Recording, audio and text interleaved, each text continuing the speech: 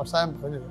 പക്ഷേ നമ്മൾ ചിന്തിച്ച് നോക്കുമ്പോൾ ഈ വിശ്വാസം ഇല്ല എന്നും പറഞ്ഞുകൊണ്ട് വിശ്വാസം ഉള്ളിലുണ്ടാവും, പക്ഷേ താൻ വ്യത്യസ്തനാകാൻ വേണ്ടി മറ്റുള്ളവരുടെ മുമ്പിലൊക്കെ വിശ്വാസം തള്ളിപ്പറയും. പിന്നെ കച്ചവടക്കാരും വിശ്വാസം തള്ളിപ്പറയും. ഓട്ടോറിക്ഷക്കാരും ചില ആൾക്കാർ എല്ലാ ദൈവങ്ങളെയും വെച്ചേക്കല്ലേ, ഏത് ദൈവങ്ങളായാലും കുഴപ്പമില്ല, എൻ്റെ വണ്ടിയൊക്കെ അറിയാൻ മതി എന്നുള്ള അത് കച്ചവടമാണത്.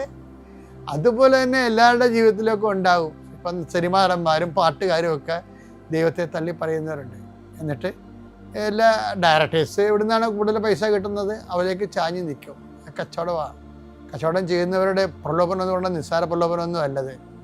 തങ്ങളുടെ മറ്റുള്ള പൊതുജനങ്ങളുടെ മുമ്പിൽ തങ്ങളുടെ ഉൽപ്പന്നങ്ങളും സ്വീകാര്യമാകാൻ വേണ്ടിയും അതിൻ്റെ ലാഭവിഹിതം കിട്ടാൻ വേണ്ടിയും ദൈവത്തെ തള്ളിപ്പറയുന്ന ആൾക്കാരുണ്ട്. അത് അവന്മാർ പറയുന്ന അവന്മാരുടെ കച്ചവട താല്പര്യങ്ങൾ പറയുന്നത് കേട്ടിട്ട് ദൈവത്തിൽ നിന്ന് പോകുന്ന ആൾക്കാരുണ്ട്.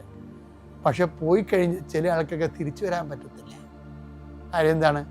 തങ്ങൾ തള്ളിപ്പറഞ്ഞതല്ലേ ഇനി തിരിച്ചു വരുമ്പോൾ നാട്ടുകാർ ചോദിക്കത്തില്ലേ, എടാ ഞങ്ങൾ അന്നേ നിന്നോട് പറഞ്ഞില്ലടാ, ഇപ്പം നാണം കെട്ട് നീ തിരിച്ചു വരേണ്ടി വന്നില്ലേ എന്ന് പറയുമ്പോൾ അവർ ക്ഷീണം. അതിനെന്ത് അവൻ ദുരഭിമാനം കൊണ്ട് ചൂണ്ട ഈ ദുരഭിമാനി എന്ന് പറഞ്ഞ ചൂണ്ടയെ പിടിച്ച മീനിനെ പോലെയാണ്. ചൂണ്ട കൊളുത്ത് ദുരഭിമാനം ചൂണ്ടയാണ്, അതാ അവനെയും കൊണ്ട് പോകത്തുള്ളൂ. ചില ആൾക്കാർ ഇടവപ്പള്ളിയിൽ പണ്ട് ഇടവപ്പള്ളി കയറത്തില്ല, അവിടെ നിരീശ്വരവാദിയായിട്ട് അഭിനയിക്കും. പക്ഷേ ഉള്ളിൽ വിശ്വാസമുള്ളതുകൊണ്ട് വേറെ പള്ളികളിൽ പോയി കയറും. എല്ലാം ദുരഭിമാനത്തിൻ്റെ വിഷയമാണ്. ചില പ്രഖ്യാപിത നിരീശ്വരവാദികൾ ഭർത്താവ് പള്ളിയിലൊക്കെ കല്യാണമൊക്കെ കഴിച്ചതിന് ശേഷം വീട്ടിൽ ചെല്ലുമ്പോൾ ആദ്യ രാത്രി ഭാര്യ പറയും, പിന്നെ എന്നെ പഠിപ്പിക്കാനും പ്രാർത്ഥിപ്പിക്കാനും വരണ്ട, ഞാൻ ആ സൈസല്ല എന്ന് വെച്ച് കഴിഞ്ഞാൽ എന്താണ് ഇവൻ പോക്കരായിട്ട് ജീവിക്കും, അതിൽ നീ എന്നെ ഉപദേശിക്കാൻ നിൽക്കണ്ട എന്ന് പറഞ്ഞുകൊണ്ട് അവൻ്റെ ഒരു സ്വന്തം നിലപാടെടുക്കുന്നതാണ്. കുടുംബം കലക്കാൻ വേണ്ടിയുള്ള പരിപാടിയാണ്. പക്ഷെ വിശ്വാസിയായ ഭാര്യയാണെന്നുണ്ടെങ്കിൽ അവൾക്ക് നല്ല വിശ്വാസ കരളുറപ്പുണ്ടെങ്കിൽ അവൻ്റെ അഭ്യാസമൊന്നും നടക്കത്തില്ല. അവളും പ്രാർത്ഥിച്ചും പരിശീലിപ്പിച്ചും പതുക്കെ കൊണ്ടുവരും. അത് ഓരോ കുടുംബങ്ങളിലൊക്കെ നിൽക്കുന്ന വിശ്വാസം എങ്ങനെയാണ്? അവിടുത്തെ അമ്മമാരുടെ വിശ്വാസമാണത് പിടിച്ചു നിർത്തുന്നത് ആ കുടുംബത്തെ.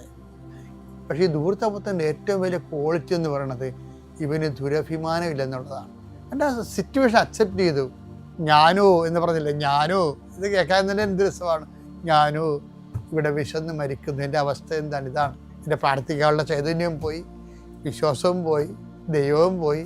എനിക്കിനി എന്തെങ്കിലും ആപത്ത് വന്നാൽ പറയാൻ പോലും ആരില്ലാതെ അപ്പം ഞാനോ അതാണ് ഞാനോ ഇവിടെ വിശന്ന് മരിക്കുന്നു.